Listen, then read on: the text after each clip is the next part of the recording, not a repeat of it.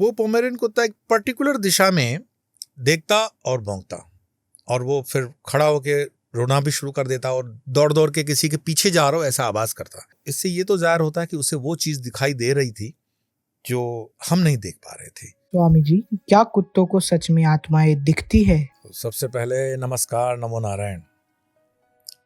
कुत्तों को आत्माएं दिखती हैं भाई, वो तो कुत्ता ही बता सकता है, लेकिन हाँ, संतों महंतों और कुछ साहित्य के आधार पर मैं कह रहा हूं कि ऐसा मेरी जानकारी में भी आया है कि कुत्तों को आत्माएं दिखती हैं। ये बात सच है।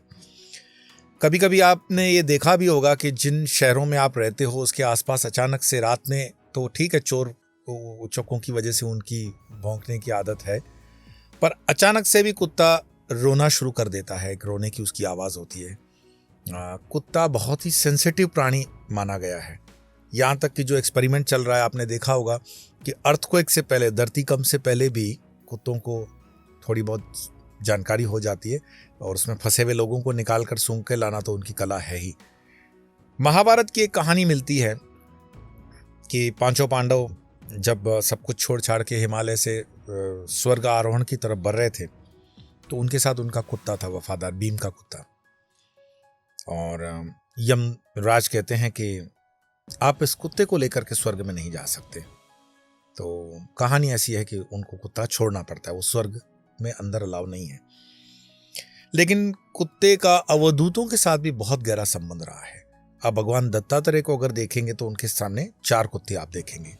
आप शिरडी के साईं बाबा को भी देखोगे तो 4 कुत्तों के साथ उनका एक तस्वीर आपको मिल जाती है। संतों के साथ और अवधूतों के साथ और नागा के साथ या अघोरियों के साथ कुत्ते का बहुत बड़ा गहरा रिश्ता है। और अक्सर शमशान में जो साधना करते हैं उनका तो कुत्तों के साथ है ही। काशी में अगर आप देखोगे हरिश्चंद्र घाट, जहां पर सतत हजारों साल से वो शमशान चल रहा है और चिताएं जलाई जा रही है, वहां पर आप देखोगे कुत्ते होते ही हैं। और कभी कभी अर्ध जली हुई लाश को भी गंगा जी में जब डाला जाता है तो ऐसे माना जाता है कि अगर उस लाश के किसी पांव में या किसी भी हिस्से में कुत्ता उसको खाता है तो उसको शुभ माना जाता है, क्योंकि कुत्ते को भैरव का वाहन माना जाता है। कुत्ता भैरव का वाहन तो है ही। राहु की जो बाधा होती है उसमें काले कुत्ते को दान करना, काले कुत्ते को खिलाना बहुत ही पुण्य वाला काम माना गया है। और मैं अपना एक्सपीरियंस कहूँ कि यस, मैं खुद लैब्राडोर और जर्मन शेफर्ड कुत्तों को पाल चुका हूँ, और मैं कुत्ते पालने का मतलब मुझे बहुत शौक भी है। बचपन से हमारे परिवार में, पूर्व आश्रम में कुत्ते रहे हैं, तो कुत्तों की सेंसिटिविटी और कुत्तों का लगाव, कुत्तों की एक जो ऑब्जर्वेशन, मैंने उसको बहुत क्लोजली नोट किया है। यस, होता है। यहाँ तक कि मालिक के ऊपर कभी कोई कष्ट आने वाला होता है तो कुत्ता अपने ऊपर ले लेता है। ये गाय में भी होता है, पर कुत्ते की सेंसिटिविटी तो बहुत है। कई बार आप देखो कोई टोटके करते हैं। लास्ट मेरा जो कुत्ता था उसको किसी ने टोटके से वो रोटी में गुड़ मिला करके खिला दिया था और वो उसी बीमारी से मर गया। हमने बहुत खर्चा करके उसको बचाने की कोशिश की, वो बच नहीं पाया। तो कभी कभी ये चीज़ें उनकी जान भी ले लेती हैं। पर वैसे कुत्ता सचमुच में बहुत ही प्यारा और सेंसिटिव प्राणी है। एक इंसिडेंट और मुझे याद आ रहा है। हमारे ही आश्रम के पास में श्री शारदा मठ के जो डोनर रहे उस समय, धनसुख भाई मिस्त्री, उनके पास एक पोमेरियन सफेद कुत्ता था। शारदा मठ बनने से पहले की बात है। वो पोमेरियन कुत्ता एक पर्टिकुलर दिशा में देखता और भौंकता, और वो फिर खड़ा होकर रोना भी शुरू कर देता और दौड़ दौड़ के किसी के पीछे जा रहा हो ऐसा आवाज करता। चूंकि वो इलाका सुनसान रहा उन दिनों, तो धनसुख भाई बहुत ही अपसेट रहते थे कि ये क्यों ऐसा कर रहा है। और कुछ समय के भीतर उनके पास रामकृष्ण मिशन के स्वामी जितात्मानंद जी आते हैं, राजकोट वाले। वो उन्हें कहते हैं कि ये देखो, कुत्ता जो है पर्टिकुलर एरिया में पर्टिकुलर टाइम पे, इवनिंग में, शाम को भौंकता है और रोता है, तो क्या किया जाए। तो उन्होंने कहा कि इसको जो दिखता है वो तो इसको ही दिखता है, हम नहीं देख सकते। आप ऐसा कर लीजिए, राम नाम संकीर्तन का ऑडियो चला लीजिए। राम नाम संकीर्तन 100 श्लोकों की राम नाम पूरी है ये कैसेट। और कुछ दिनों के अंदर धनसुख भाई ने बोला कि वो जब ऑडियो हमने चलाया तो उसका रोना और भौंकना बंद हो गया। तो इससे ये तो जाहिर होता है कि उसे वो चीज़ दिखाई दे रही थी जो हम नहीं देख पा रहे थे।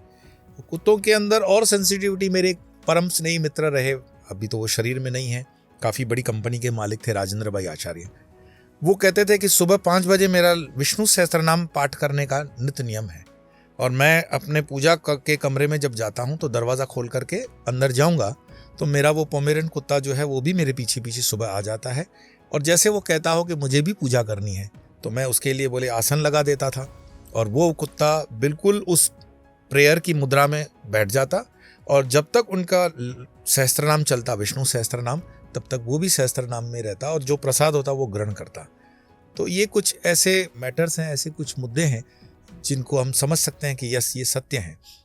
छत्रपति शिवाजी महाराज जी के कुत्ते के विषय में भी बहुत रोचक किस्सा है कि जब उनकी अंत्येष्टि हो रही थी तो उनके पालतू कुत्ते ने उसमें जंप कर दिया था। ये कोई मनुष्य भी इस तरह से व्यवहार नहीं कर सकता, इतना लगाव, इतना प्यार, इतना सब कुछ रख रखाव कुत्ता कर सकता है। अमेरिका के अंदर ब्लाइंड लोगों को सेवा देने के लिए विशेष कुत्ते ट्रेन किए जाते हैं, और ये कुत्तों का भारत में अभी भी इतना रिसर्च या इतना खर्चा नहीं है। 2000 के आसपास जब गुजरात के अंदर धरतीकंप हुआ था तो विदेश से कुछ कुत्ते आए थे जो जमीन के अंदर दबी हुई लाशों को सूंघ सूंघ के इंगित कर रहे थे, पूंछ हिला करके। वो चीज़ अडवाणी जी ने देखी थी, और अडवाणी जी ने तब निर्णय लिया कि हमारे पास भी इस तरह की व्यवस्था हो, और फिर भारत देश में हमारी फोर्सेस के पास ऐसे कुत्ते तैयार किए गए। फोर्सेस के पास तो अलग और भी कुत्ते होते होंगे, पर घरों के अंदर कुत्तों का, कुछ संत इसको विरोध करते हैं कि कुत्ते को रोटी देना तो ठीक है लेकिन कुत्ते का अंदर आना वर्जित है, और ये मैं समझता हूँ ये व्यक्तिगत निर्णय है, और हर एक की अपनी ऊर्जा है, हर एक की अपनी स्पिरिचुअलिटी है, हर एक की अपनी अंडरस्टैंडिंग है, हर एक का अपना जीवन का निजी एक आकलन होता है कि कौन अंदर रहेगा कौन बाहर रहेगा। जहाँ बच्चे नालायक हो जाएं और जानवर हमारी रक्षा करते हों तो फिर मुझे लगता है कि जानवर भले ही अंदर रहें, बच्चे नालायक बाहर रहें तो अच्छा है। आज की तारीख में जब सब कुछ बदल रहा है तो थोड़ा बहुत हमें अपना लचीला रुख रखना चाहिए, और हमारी जो संकट की घड़ियों में हमें काम लगते हों ऐसे प्राणियों के प्रति दया दृष्टि रखना बहुत ज़रूरी बनता है। मैं तो विशेष कुत्तों से मेरा प्रेम है, और उसमें कोई दो राह नहीं, ये कभी चेंज होने वाला नहीं है। और आपको भी मैं कहूँगा कि हमारे शास्त्रों में कहा गया है कि पहली रोटी जो है गाय के लिए और अंतिम रोटी जो है वो कुत्तों को दी जाती है, तो उसका कोई ना कोई अर्थ ज़रूर होगा। इस अर्थ पे आप भी चिंतन करना, अपने अनुभवों को आप भी शेयर करना। इसी तरह से हम अपने अनुभवों की ये यात्रा आगे बढ़ाते रहेंगे।